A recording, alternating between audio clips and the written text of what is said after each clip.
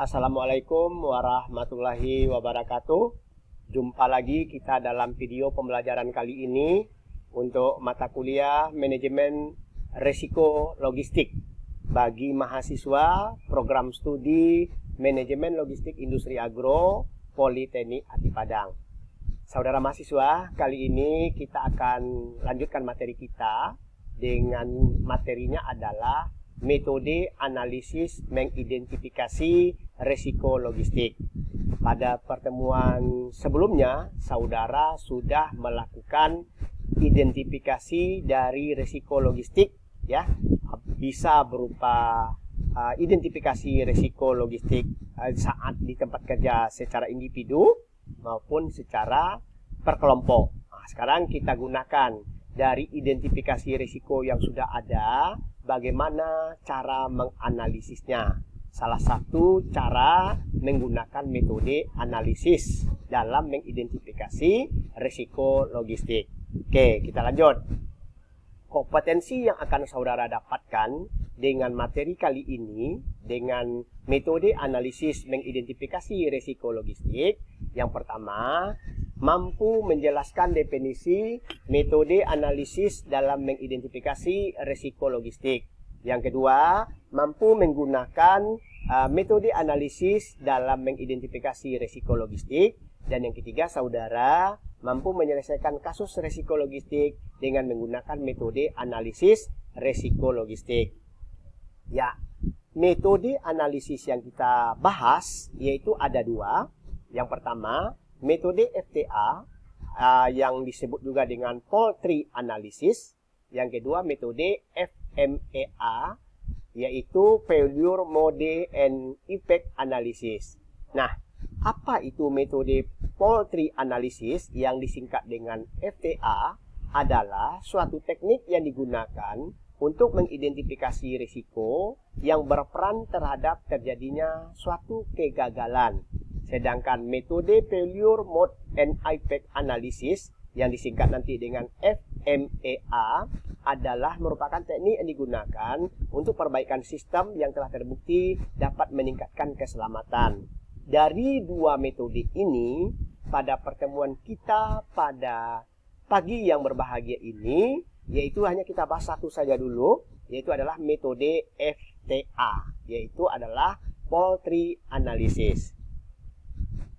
Teknik untuk mengidentifikasi kegagalan atau istilahnya adalah failure dari suatu sistem dengan memakai FT, yaitu adalah Fault Tree, diperkenalkan pertama kali pada tahun 1962 oleh Beltafon Laboratories dalam kaitannya dengan studi tentang evaluasi keselamatan sistem peluncuran antar benua.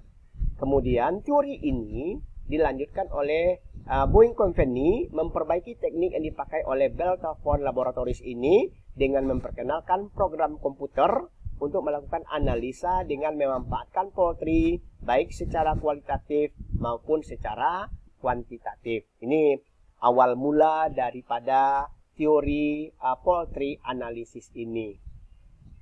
Kemudian, Fault Tree Analysis itu berorientasi pada fungsi atau function oriented atau yang lebih dikenal dengan top-down approach. Karena analisis ini berawal dari sistem level dan meneruskan kepada level bawah berikutnya.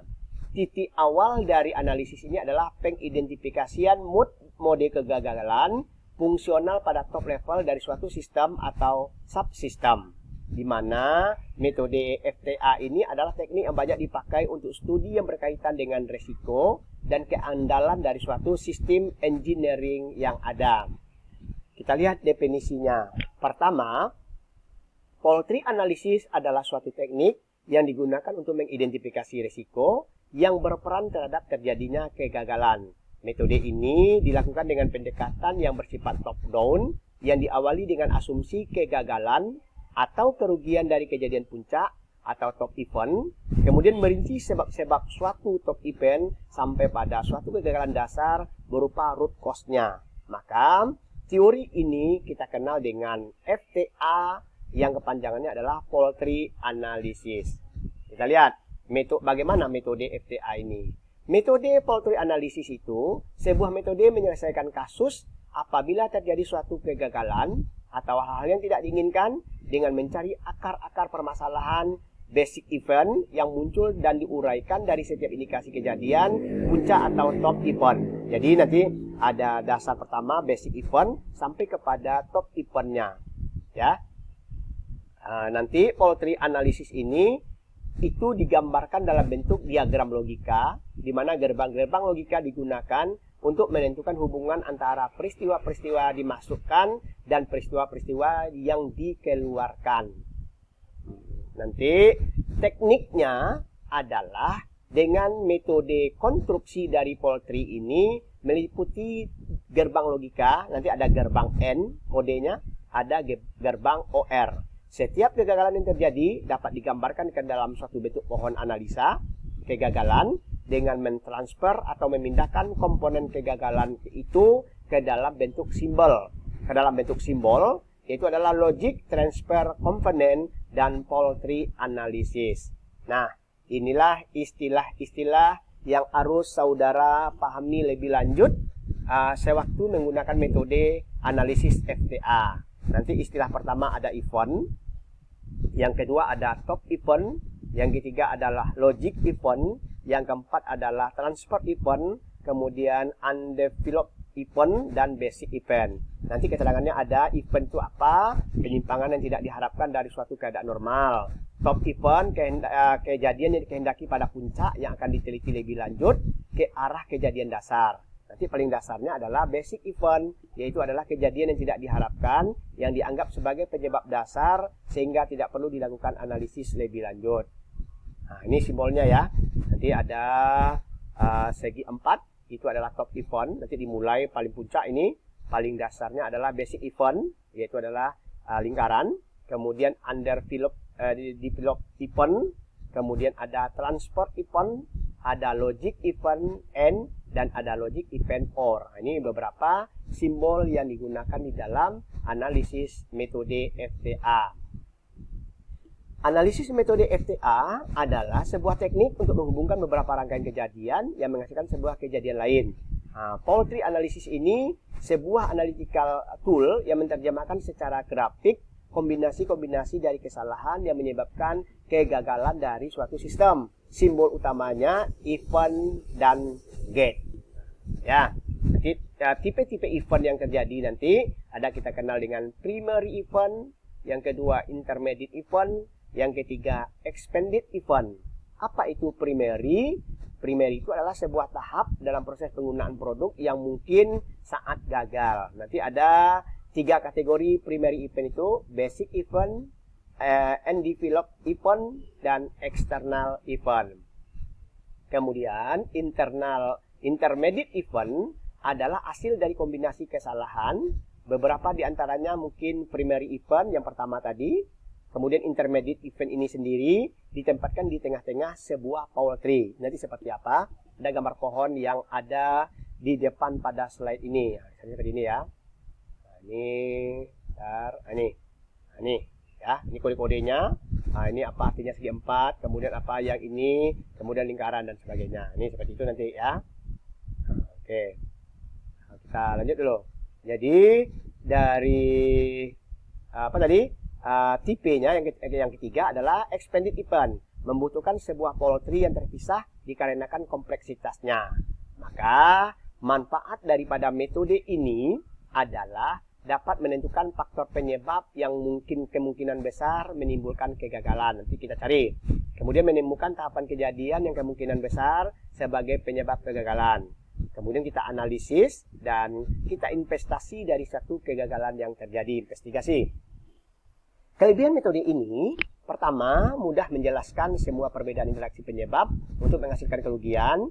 Kemudian nanti melihat penyebab dasar dan logis dalam penyebab kerugian bisa dimengerti, dapat membuat tindakan pencegahan, dan dapat menghitung evaluasi kualitatif dan kuantitatif dari kerugian yang timbul akibat suatu risiko logistik. Maka dengan menggunakan analisa metode FTA ini, saudara pertama bisa mendefinisikan masalah dan kondisi batas dari suatu sistem yang tinjau, kemudian gambarkan model grafis poultry, kemudian mencari manual cut set dan dari analisis poultry, lakukan analisis kualitatif, daripada poultry itu sendiri. Nah, dari model-model yang ada, kita lihat lebih bagusnya dengan kasus. Ini salah satu contoh kasus. Ya, sebuah CF Logistik merupakan salah satu perusahaan logistik yang menawarkan beberapa produk, di mana mempekerjakan beberapa orang pekerja. Seorang pekerja mendapatkan retak tulang di tangan dan di kaki setelah ia terjatuh dari tangga kantor dan kepalanya membentur anak tangga. Dari hasil investigasi ditemukan fakta bahwa ia terpeleset di tangga akibat adanya tumpahan air di tangga dari minuman karyawan. Nah, ini investigasinya ya. Berarti nanti saudara kelompokkan sesuai dengan langkah-langkah yang pertama tadi. Kantornya memiliki jasa kebersihan atau cleaning service untuk membersihkan ceceran air. Namun, tidak ada seorang pun yang meminta operator jasa kebersihan untuk membersihkan tumpahan tersebut, meski sudah banyak yang mengetahuinya. Karyawan yang menumpahkan air pun sebenarnya tahu kalau airnya tumpah, namun ia lupa melaporkan kepada jasa kebersihan. Nah, ini identifikasi berikutnya.